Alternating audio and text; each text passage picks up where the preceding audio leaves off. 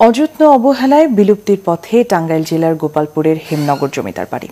18 শতকের ইতিহাসের সাক্ষী বাড়িটি পড়ে আছে অনাদরে, দেখারও যেন কেউ নেই। দৃষ্টিনন্দন বাড়ি সহ পুরো জমিদারিতে দাঁড়িয়ে আছে একটি কলেজ। ভোগ করলেও সংস্কারে গরজ নেই কলেজ কর্তৃপক্ষের। প্রতিদিন তা দেখতে গিয়ে ক্ষুব্ধ হচ্ছেন দর্শনার্থীরা। টাঙ্গাইল থেকে ফিরে মিরাজ হোসেন গাজীর রিপোর্ট। কালের সাক্ষী টাঙ্গাইলের হেমনগর জমিদার বাড়ি। পাহারায় রাজগোখরা আর চলাচলের বাহন রাজহাতি। 18 শতকে জমিদার হেমচন্দ্রের দরবারের এই উপাখ্যান এখনও স্থানীয়দের মুখে মুখে। কল্পলোকের পরিরাজ্যের আদলে তৈরি মূল ভবনের ফটক, কিন্তু মানুষের নির্মমতায় হারিয়ে গেছে সেই সৌন্দর্য। তবুও বাড়িটি ঘিরে অন্তহীন কৌতূহল সাধারণ মানুষের।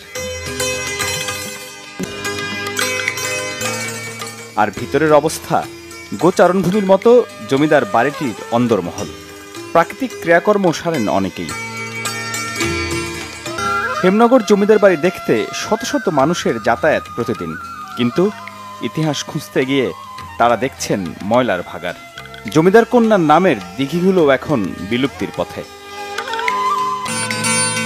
এখনো দেয়ালে দেয়ালে আছে শত বছরের পুরনো নকশার চোখ জোড়ানো সৌন্দর্য।